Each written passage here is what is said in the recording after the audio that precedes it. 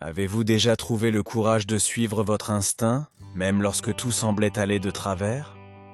Aujourd'hui, nous vous parlons de Carlo, un jeune médecin avec un rêve, une petite fille nommée Sofia, et un acte de bravoure qui changera leur vie pour toujours. Cette histoire nous rappelle que le cœur et la détermination peuvent éclairer notre chemin lorsque nous sommes confrontés aux défis les plus difficiles. Restez avec nous jusqu'à la fin pour découvrir comment le destin peut transformer une tragédie en miracle.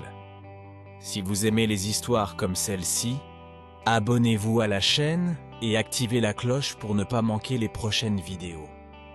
C'était un après-midi de printemps lorsque Carlo, un chirurgien prometteur de 28 ans, quitta l'hôpital après une intense journée de travail. La ville, normalement animée, était enveloppée dans un silence inhabituel.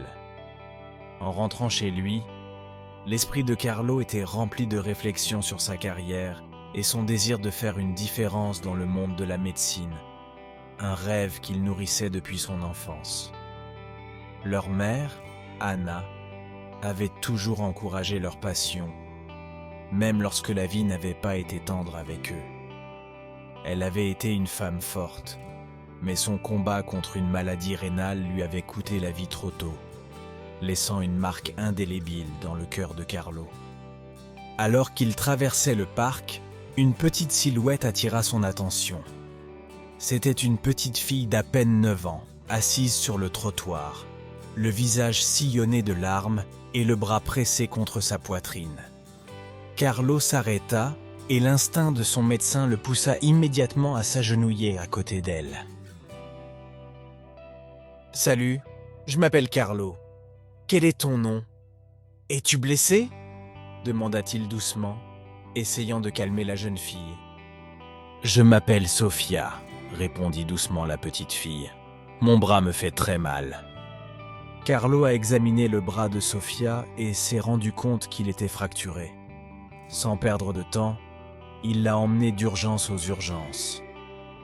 Pendant le voyage, Carlo a raconté à Sofia ses aventures d'enfant lorsqu'il rêvait de devenir un grand médecin pour tenter de la distraire de la douleur. Une fois à l'hôpital, une radiographie a confirmé que le bras était fracturé et nécessitait une intervention chirurgicale immédiate. Cependant, le chirurgien en chef, le docteur Giacomo, n'était pas disponible. Carlo s'est retrouvé face à un dilemme. Opérer sans autorisation ou laisser Sofia souffrir. Il savait que violer les protocoles pourrait lui coûter son travail, mais voir Sofia souffrir était insupportable. C'est pourquoi il a décidé d'agir. « C'est bon, Sofia. Je te promets que tout ira bien, » dit Carlo, essayant de rassurer la petite fille. Avec détermination et habileté, il a réalisé l'opération et a réussi à réparer le bras de Sofia. L'opération a été un succès et Carlo a été soulagé, même s'il savait qu'il devrait faire face aux conséquences de ses actes. Le lendemain, Carlo a été convoqué au cabinet du docteur Giacomo, qu'il a affronté durement. « Vous avez effectué une opération non autorisée. Savez-vous ce que cela signifie ?» lui dit le patron avec une expression sévère.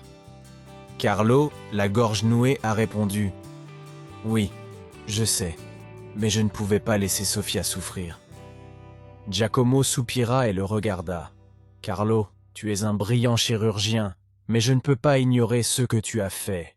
Tu as enfreint les règles. Tu es viré. » Selon vous, le médecin-chef a eu raison de licencier Carlo. Ou pensez-vous qu'en cas d'urgence, l'action du jeune médecin aurait dû être comprise et même récompensée? Laissez votre avis dans les commentaires. Le monde de Carlo s'est effondré en un instant. Lorsqu'il a quitté l'hôpital, il s'est senti vaincu, mais au fond, il savait qu'il avait fait le bon choix. De retour chez lui, il a allumé la télévision dans l'espoir de se distraire, mais un journal télévisé a attiré son attention.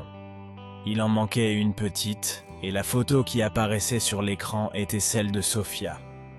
Le cœur de Carlo manqua un battement. « Ce doit être elle », pensa-t-il en décrochant le téléphone pour appeler le numéro indiqué dans le rapport. « Prêt ?» Une voix féminine remplie d'anxiété répondit. « Bonsoir, c'est Carlo. Je suis avec Sofia, elle va bien, dit Carlo, essayant de rassurer la femme à l'autre bout du fil. La voix était devenue un mélange de soulagement et d'incrédulité. Où est-elle? Puis-je la voir? Carlo lui donna l'adresse et demanda à la femme de venir calmement. Lorsqu'il raccrocha, il regarda Sofia endormie sur le canapé, réfléchissant à la manière dont tout cela pourrait être résolu. 1 heure plus tard, on sonna à la porte. Carlo a ouvert la porte et a vu une femme avec 2 policiers. C'était la mère de Sofia, Martina, au visage marqué par l'inquiétude. « Et tu es Carlo ?» a demandé l'un des officiers. « Oui, c'est moi. Sofia est là. Elle est en sécurité, » expliqua Carlo, sentant le poids de ses mots. Pendant que Martina courait vers sa fille, les agents ont vérifié la situation et ont confirmé que Sofia allait bien. Après un moment de tension, l'un des agents s'est tourné vers Carlo. « Il semble qu'il y ait eu un malentendu. Merci d'avoir aidé Sofia. » Martina, les yeux pleins de larmes de gratitude, s'approcha de Carlo.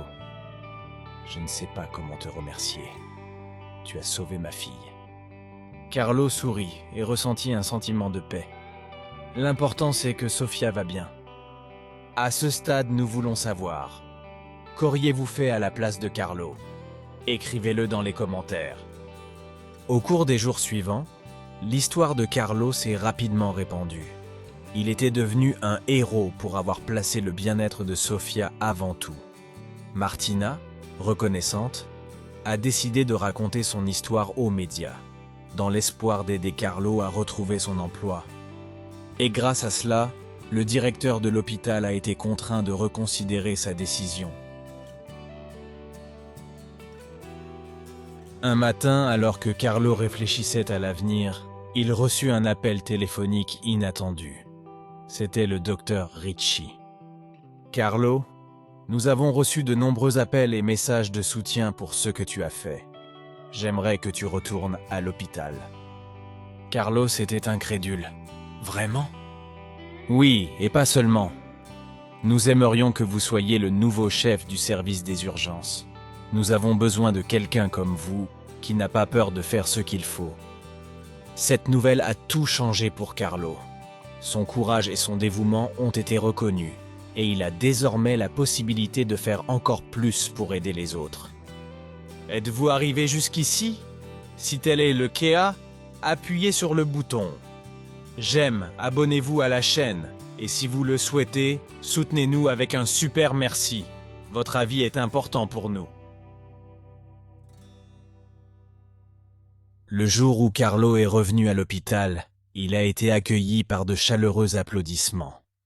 Collègues et patients étaient ravis de le revoir parmi eux. Carlo savait qu'il avait une grande responsabilité, mais il était prêt à l'assumer de tout son cœur. Ainsi, grâce à un acte de bravoure et à un soutien incroyable de la communauté, Carlo a non seulement retrouvé son emploi, mais a également trouvé un nouveau but dans sa carrière.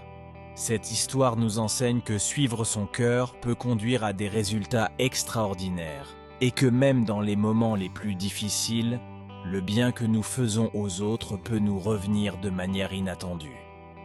La prochaine fois que vous serez confronté à une décision difficile, souvenez-vous de l'histoire de Carlo. Le courage d'une seule personne peut changer de nombreuses vies. Merci d'avoir regardé et à bientôt dans la prochaine vidéo.